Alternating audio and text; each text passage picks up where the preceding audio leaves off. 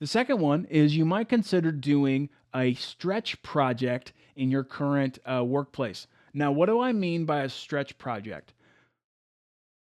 The best way I know to describe it is some type of task or project in your current industry where you might work in a project team or you take on a completely new task that maybe you don't do all the time.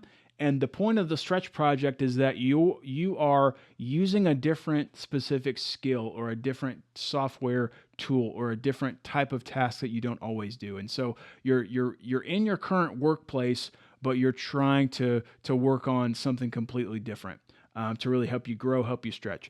I'll give you a quick example, just as I'm, from a little bit of research for this episode. An example I think about is, let's say if you are currently a pizza delivery driver at a local pizza place.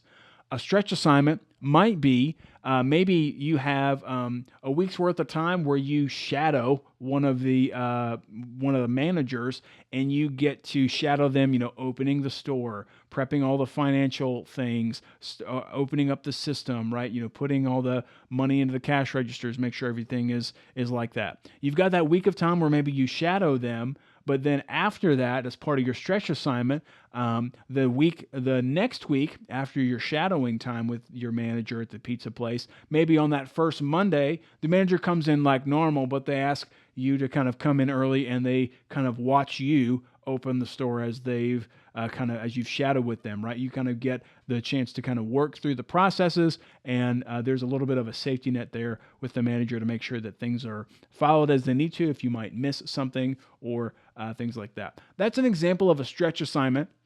Now, the one thing I'll say about a stretch assignment is that a lot of this will depend on the company that you're in, the culture of that company, even things as your relationship with your direct boss or the nature of your department and things like that. But the point is, a stretch project or a stretch assignment could be more of a low-hanging fruit kind of idea where you could grow and develop and really start to use different skills, different abilities, or even different software tools and things like that.